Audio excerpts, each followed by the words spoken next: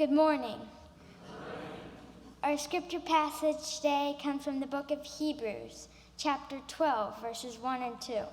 Hear now these words. Therefore, since we are surrounded by so great a cloud of witnesses, let us also lay aside every weight and the sin that clings so closely, and let us run with perseverance the race that is set before us, looking to Jesus, the pioneer and perfecter of faith, who for the sake of joy that was set before him endured the cross, disregarding its shame, and has taken his seat at the right hand of the throne of God. May God bless our modern hearing of these ancient words.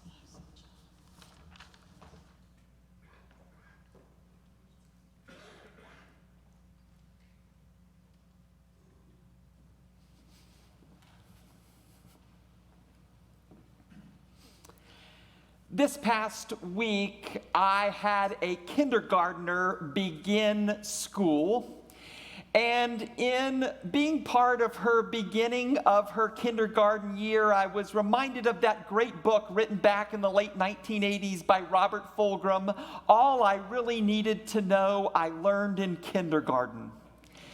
Yes, about kindness, sharing, and the cleaning up of messes. Well, when it comes to my own faith, there is a bit of wisdom that I've also learned from my kindergartner. She has a habit in the evenings before going to bed, praying in a way that is a bit unusual. She will pray to God, yes, but in her prayers, she will also note that watching over her from heaven is a beloved family pet who is no longer with us. And she will include that in her prayers as she prays, as though both are listening to her, both are watching over her from that space in heaven. As a dad, I haven't had the heart to correct her on that. Perhaps, really perhaps, because her childlike faith has something to teach my adult faith. For really and truly, it is one thing to believe that God watches over us from heaven, but it is yet a whole other thing to believe that that which is living, a person who is near and dear to any one of us, also watches over us from that space. It demands a little bit of kindergarten faith.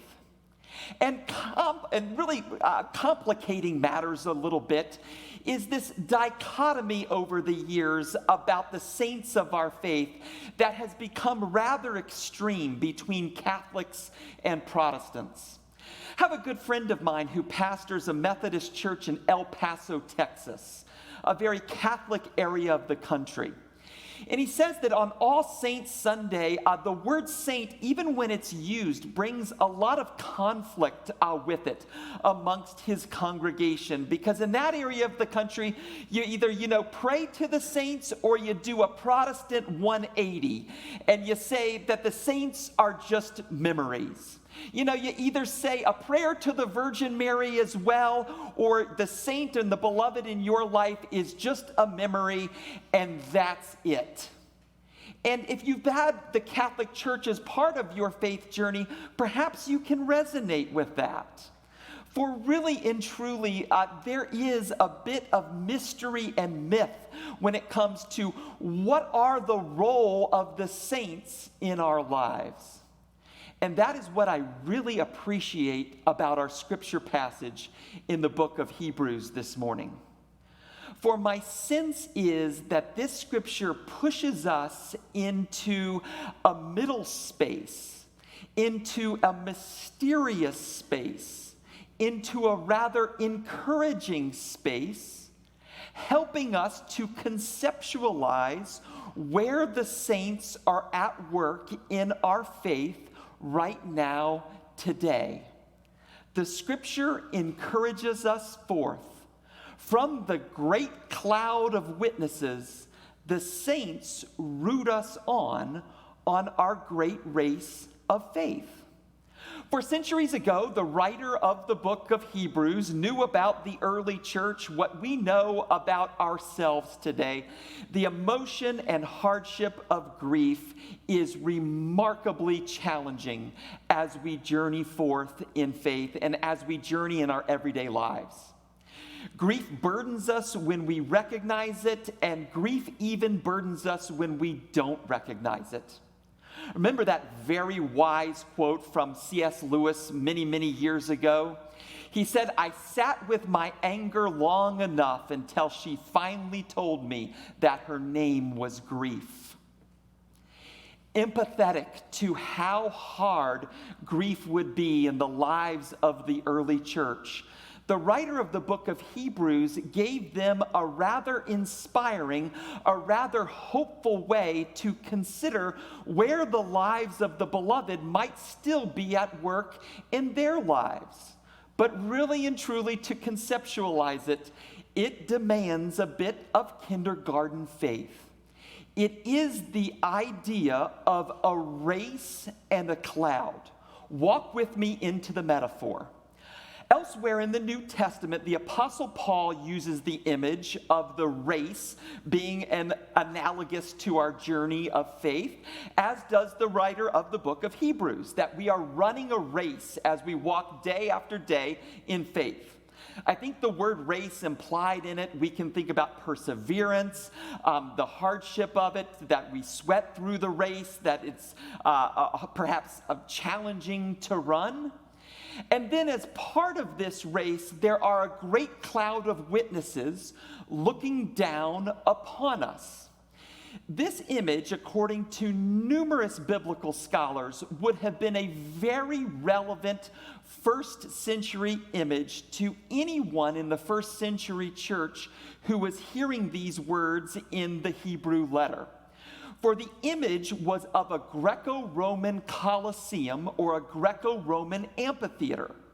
For in those days, when it came to Olympic-style races, there would be athletes who would run a marathon or a certain metered race, and as part of the conclusion of the race, they would quite literally run through a tunnel into a stadium filled with people who were high up on those concrete grandstands who would cheer them on toward the finish line.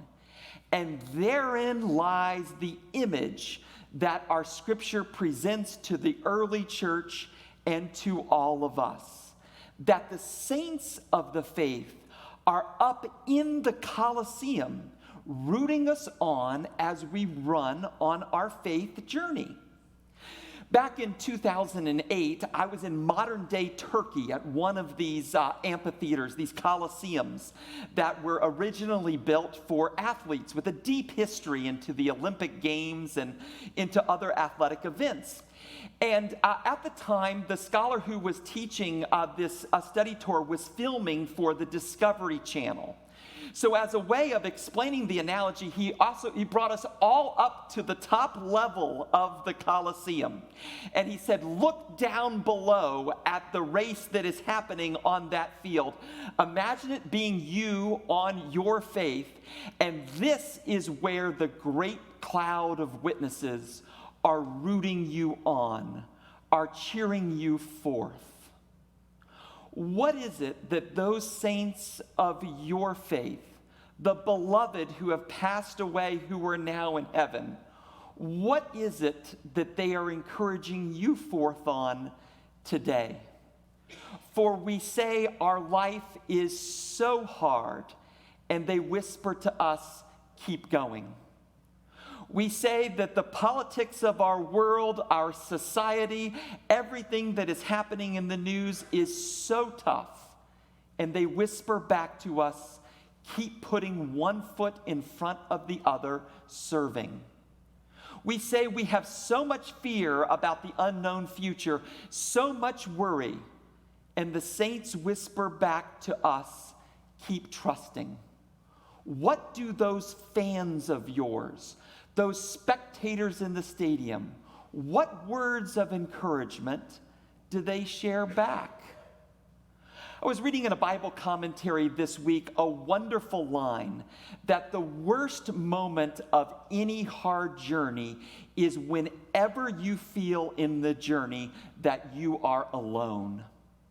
And part of what this scripture passage does is it dispels any kind of myth that in our journey of faith or on our journey of grief, that we are ever alone. In fact, the metaphor seems to suggest that when it comes to the saints, those who are beloved who have passed before us, they are not just memories, rather they are motivators. Keep on running. Keep on going. There was a wonderful theologian by the name of G.K. Chesterton who felt very strong about this idea of, even within the Protestant church, the saints playing an active participatory role in the life of our faith. And G.K. Chesterton was famous on an All Saints Sunday over in Great Britain decades ago for sharing back with a congregation this comment. He said, if you truly want to know how many people are on the membership roster of a church, you would be wise to exit the sanctuary and go out to the church cemetery or to the church memorial garden and be sure to include the names of those who are on the tombstones. For according to Chesterton, their lives still matter. Their voices can still be heard as we run. You can do it. Go forward. Keep on running. Our greatest supporters from that cloud atop the stadium seats. I'll close this morning with a final analogy, something that I was watching on television the other day. NBC is already preparing for the Summer Olympic Games in 2028 in Los Angeles. And so NBC ran their iconic highlight moment for the Summer Olympics. And many of you have probably seen it over the years. It's the one they use over and over again, often playing a different kind of music behind it. It was the moment in 1992 with Derek Redmond. Remember that name? He was running the 400 meter in the Summer Olympics in Barcelona, Spain. And he had trained for years and years and years to run in this race. And right in the middle of the race, in an extraordinarily painful way, he pulled his hamstring and was wincing in pain on the international television screen. Well, do you know that all of a sudden, unexpectedly, Redmond's dad, Jim, for those of you who have seen the highlights, is sitting in the Coliseum, and he runs down the stairs of the Coliseum, and he pushes his way through the security guards and through the officials, and he runs out onto the track, and he carries his son over the finish line. And there was not a dry eye in the stadium or a dry eye in any living room watching that moment in the Summer Olympics in 1992. We run a great race surrounded by a cloud of witnesses. On the hard days, may the witnesses here on earth help us to run. And on the very hard days, may those witnesses who root us on from the clouds in heaven, may their loving embrace help us out too.